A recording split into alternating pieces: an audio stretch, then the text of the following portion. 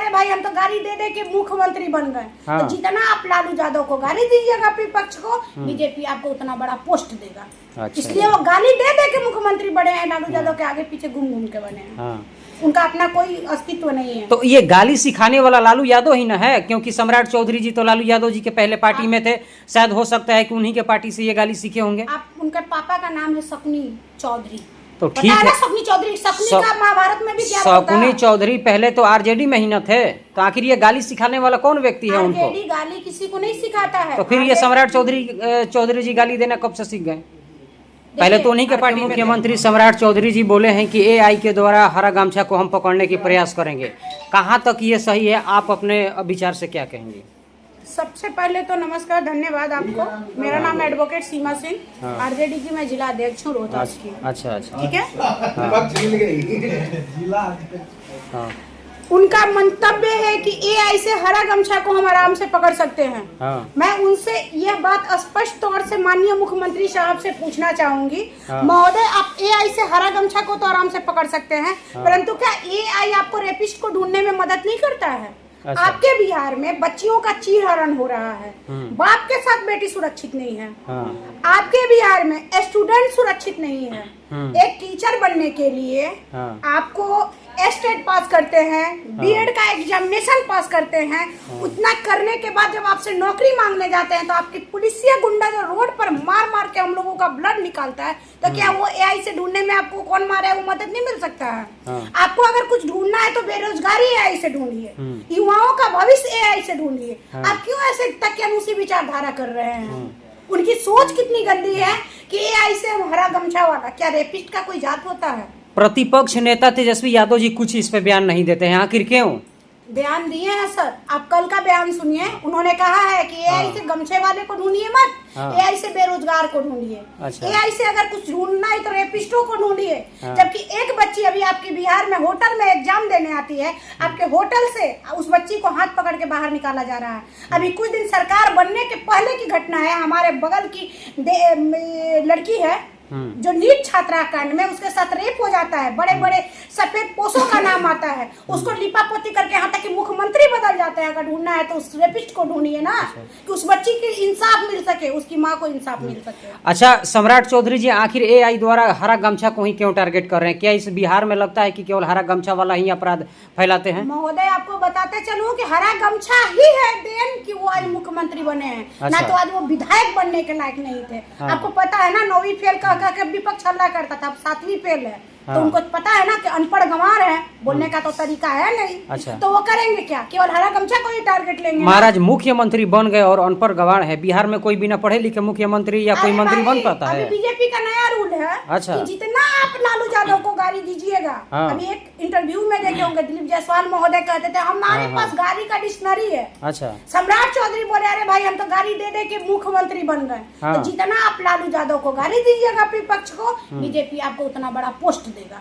अच्छा। इसलिए वो गाली दे दे के मुख्यमंत्री बने हैं, लालू यादव के आगे पीछे घूम घूम के बने हैं।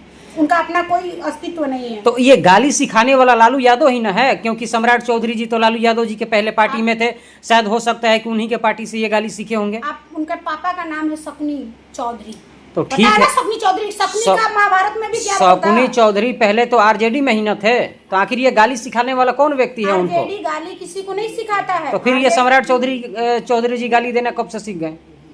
पहले तो उन्हीं के पार्टी में थे। कहा जाता है वंशानुक्रम, हम लोग बीएड के छात्र हैं, पढ़ाई अच्छा। किए हैं, वंशानुक्रम का असर हमारे अंदर होता है। कहीं ना कहीं वंशानुक्रम का आदत होगा कि हम जितना गाली देंगे उतना हाईलाइटेड होंगे, मुख्यमंत्री बन जाएंगे। तो बीजेपी में आने के बाद ये गाली सीखे हैं? अब ये तो हम नहीं बता सकते कि बीजेपी में आने के बाद सीखे हैं, वो तो उनका बाल बोल नहीं सकते हैं। मैं भी लीगल आदमी हूँ, उनका शुरू का इतिहास आपको पता है कि किस तरह से मुख्यमंत्री बने, उनका क्या बोरिंग रोड में वो क्या करते थे सब लोग जानता है। जब जाहिर है वो आप भी पढ़े लिखे आदमी, आप भी जान सकते हैं।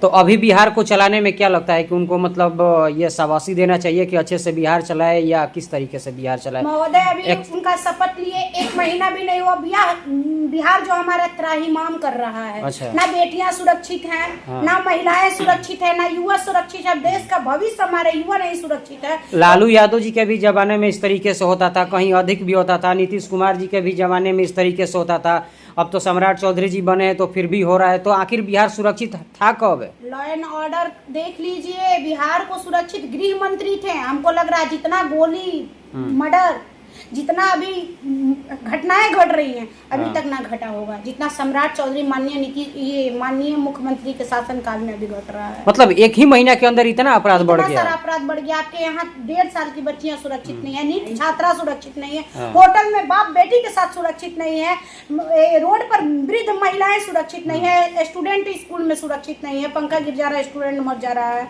कई मिड डे मील खाने से हमारे बच्चे मर रहे हैं। तब बताइए हम किस बिहार की कल्पना। अच्छा, लालू यादव जी के जमाने में जब वो मुख्यमंत्री थे या राबड़ी देवी मुख्यमंत्री थी तो आप उस समय खुश थे कि हाँ यही सरकार बढ़िया से चल रहा है? लालू यादव, मैं कोई जात पात नहीं करूंगी, लालू यादव जी के शासन काल में हम तो पता ही बच्चा होंगे, पैदा ही 92 का हमारा डेट ऑफ बर्थ है, तो वो इतिहास में क्या जान रही हूँ महोदय, जिसमें मैं जी रही हूँ, जिसमें मेरा भविष्य, मेरी बेटी का भविष्य जानते हैं। मैं एक बेटी तो की माँ हूँ। आपके भी माता पिता तो कठिनाई तो सहे होंगे ना उस समय में कि कहीं चलते वक्त रास्ते में किसी का साइकिल छीन लिया जाता था, बैग छीन लिया जाता था, कोई शादी समारोह में जाता था तो उसका गाड़ी छीन लिया जाता था, पैसा गहना गुड़िया भी पूरा जेवरात वो छीन लिया जाता था। महोदय उस समय छीन लिया जाता था तो आपको पता होगा लालू यादव के पहले भी हमारे बिहार में मुख्यमंत्री हैं, परंतु क्या जब मुख्यमंत्री का शासन मिला तब केवल लालू यादव को याद किया जाता था। ऐसा थोड़ी था कि बना बनाया बिहार हमको लालू यादव को सौंप दिया गया था कि अचानक से हम यहाँ से क्रिमिनल खत्म कर देंगे, मर्डरिस्ट खत्म कर देंगे, रेपिस्ट खत्म कर, ऐसा तो कुछ नहीं था।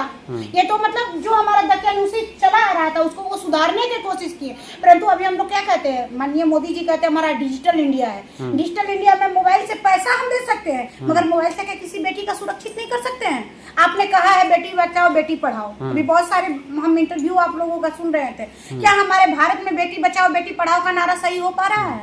अच्छा छोड़िए, बिहार में किनको आप देखना चाहती हैं कि मुख्यमंत्री बने? कौन मुख्यमंत्री बनना चाहिए? मैं किसी का पक्ष या विपक्ष की बात नहीं करूंगी। कौन से नेता आपको अच्छा लगता है? एक टीचर बनने के लिए वेल एजुकेटेड आदमी होना चाहिए, एक चपरासी के लिए ग्रेजुएट आदमी होना चाहिए, तो जो देश का भविष्य हमारे बिहार के भविष्य जिसके हाथ में है तो वो क्या 7वीं 8वीं और 9वीं फेल और 10वीं फेल होना चाहिए क्या? तो कौन से बनने चाहिए ये बताइए ना, कौन से मुख्य? अभी सबसे अच्छा खान सर को बना दीजिए ना। अभी कॉकरोच पर सब कोई बमक रहा है कि कॉकरोच पार्टी जो 50 साल में बीजेपी नहीं कर पाया वो 15 दिन में हमारे देश का युवा कर दे रहे हैं। और आपको मैं जाते जाते एक बात बताना चाहती हूँ, हमारे देश के जो ये थे क्या स्वामी विवेकानंद जी थे, उनका कहना था कि 100 युवा तो हम पूरे भारत को चेंज कर देते हैं। हम कह रहे हैं हमारे अगर बिहार के 100 युवा जागरूक हो जाए, खान सर जैसे 100 युवा आ जाए तो खान सर अगर बन जाते हैं हमारे देश बिहार के शिक्षा मंत्री तो वो सही बोले थे कि 10 रुपए का डायपर लीक नहीं होता है और आपका नेट पेपर लीक हो जाता है। महादेव सही बात है, इस पर आप लोग गहन अध्ययन कीजिए और आप लोग जागरूक हो जाइए कि इस तरह से जो हमारे सांसद बन जा रहे हैं, रेपिस्ट गायक कोई लहंगा ढोड़ी रिमोट से उठा करके सांसद बन जा रहा है, जा करके वहाँ दलील पेश कर रहा, तो ऐसे लोग ना आए। भविष्य में पढ़े लिखे लोग आए, वेल एजुकेटेड लोग आए, पढ़ी लिखी महिलाएं आए, जिससे कि हमारा समाज सुरक्षित हो, हम लोग सुरक्षित वातावरण का निर्माण कर सकें। चलिए बहुत बहुत धन्यवाद। Thank you.